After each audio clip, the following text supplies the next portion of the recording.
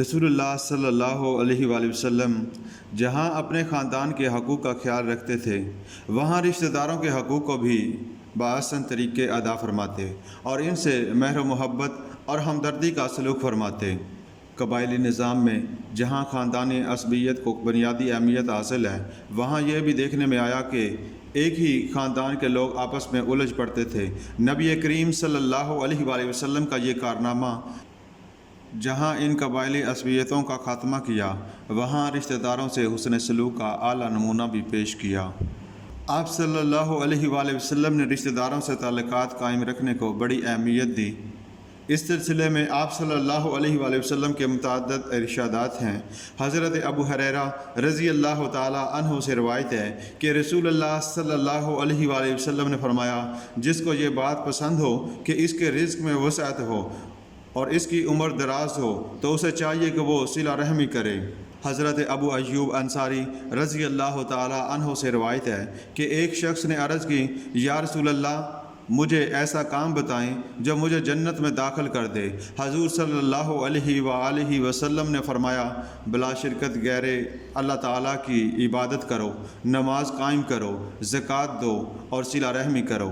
ان احادیث سے یہ بات معلوم ہوتی ہے کہ صلہ رحمی یعنی رشتہ داروں سے حسن سلوک دنیا اور آخرت میں فلاح کا باعث ہے، اور قطع رحمی یعنی رشتہ داروں سے تعلقات توڑنا اللہ تعالیٰ کے نزدیک انتہائی ناپسندیدہ فعل ہے۔ قطع رحمی کے بارے میں حضور صلی اللہ علیہ وآلہ وسلم نے فرمایا، قطع رحمی کرنے والا جنت میں داخل نہ ہوگا۔ عبداللہ بن عمر رضی اللہ تعالی عنہ کہتے ہیں کہ نبی کریم صلی اللہ علیہ وآلہ وسلم نے فرمایا، کوئی احسان جتانے والا، قطع تعلقی کرنے والا، شراب کشید کرنے والا جنت میں داخل نہ ہوگا۔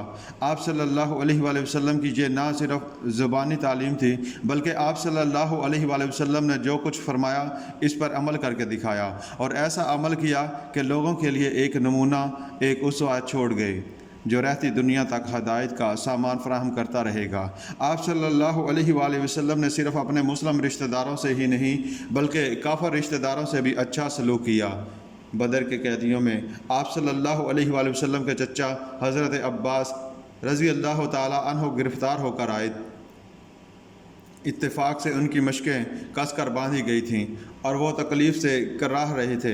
یہ آواز حضور صلی اللہ علیہ وآلہ وسلم کے کانوں میں پڑتی تو وہ بے چین ہو جاتے اور ادھر ادھر کروٹیں بدلتے تھے۔ کسی نے پوچھا، حضور صلی اللہ علیہ وآلہ وسلم آرام کیوں نہیں فرماتے؟ تو کہا کہ عباس کی آواز مجھے سونے نہیں دیتی۔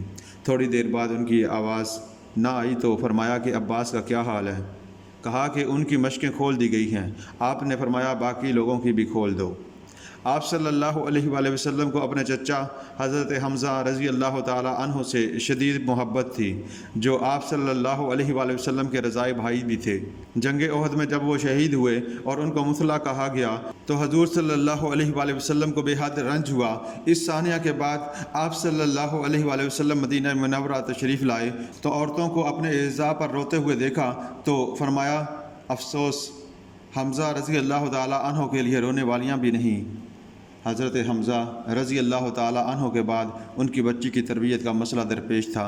حضرت علی، حضرت زید بن حارثہ اور حضرت جعفر رضی اللہ تعالی عنہ بچی کی پرورش کرنے کے لیے تیار تھے، لیکن حضور صلی اللہ علیہ وآلہ وسلم نے حضرت حمزہ رضی اللہ تعالی عنہ کی بچی کو حضرت جعفر رضی اللہ تعالی عنہ کے سپرد کر دیا کہ ان کے گھر ان کی خالہ تھیں۔ آپ صلی اللہ علیہ وآلہ وسلم نے اپنی پھوپھیوں کے ساتھ بھی حسن سلوک کا عمدہ معیار قائم رکھا، اور ہمیشہ جب بھی کبھی انہیں مالی امداد کی ضرورت پڑتی، آپ صلی اللہ علیہ وآلہ وسلم نے ان کی حاجت پوری فرمائی۔ اسی طرح آپ صلی اللہ علیہ وآلہ وسلم کو اپنے چچا زاد بھائیوں اور بہنوں کا بھی بہت لحاظ رہتا تھا۔ جمانہ دختر ابو طالب کے لیے نبی کریم صلی اللہ علیہ وآلہ وسلم نے پیداوار خیبر میں 30 وسق کھجوریں مقرر فرما دی تھیں۔ نوفل بن حارث آپ صلی اللہ علیہ وآلہ وسلم کے چچا زاد بھائی تھے۔ ان حضرت صلی اللہ علیہ وآلہ وسلم ان کی وقتاً فوقتاً خبر گیری کیا کرتے۔ آپ صلی اللہ علیہ وآلہ وسلم نے ان کی شادی کروائی۔ ان کے پاس کھانے پینے کا کوئی سامان نہ تھا۔ آپ صلی اللہ علیہ وآلہ وسلم نے ابو رافع اور ابو ایوب رضی اللہ تعالی عنہ کے ہاتھوں اپنی زرہ ایک یہودی کے یہاں رہن رکھوائی اور اس کے بدلے 30 سا جو حاصل کر کے انہیں عطا کیے۔ وہ حضور صلی اللہ علیہ وآلہ وسلم کے ساتھ کسی غزوہ کے لیے نکلے، وادی سغرا میں پہنچ کر وفات پا گئے۔ آپ صلی اللہ علیہ وآلہ وسلم نے اپنے برہن میں کفنا کر دفن کیا اور فرمایا انہیں سعادت مل گئی۔ حضرت جعفر طیار رضی اللہ تعالی عنہ غزوہ مؤتہ میں شہید ہوئے۔ جب آپ صلی اللہ علیہ وآلہ وسلم ان کی شہادت کا حال سنا رہے تھے تو آنکھوں سے آنسو رواں تھے اور انتہائی غم کے آثار چہرے سے نمایاں تھے۔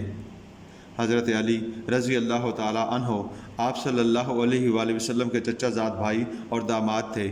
آپ صلی اللہ علیہ وآلہ وسلم ان سے بے پناہ محبت رکھتے تھے۔ ایک موقع پر اپنی محبت کا اظہار اس طرح فرمایا، یعنی حضرت علی سے کہا تم مجھ سے ہو اور میں تم سے ہوں۔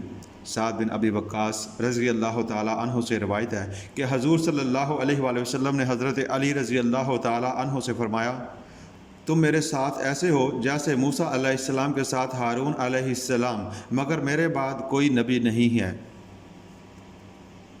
نبی کریم صلی اللہ علیہ وآلہ وسلم نے مدینہ تشریف آوری پر بھی اپنے رشتہ داروں کی ہر قسم کی اعانت فرمائی۔ ان کی تکالیف کا آپ صلی اللہ علیہ وآلہ وسلم کو ہمیشہ احساس رہا اور انہیں دور کرنے کی کوشش کرتے رہے۔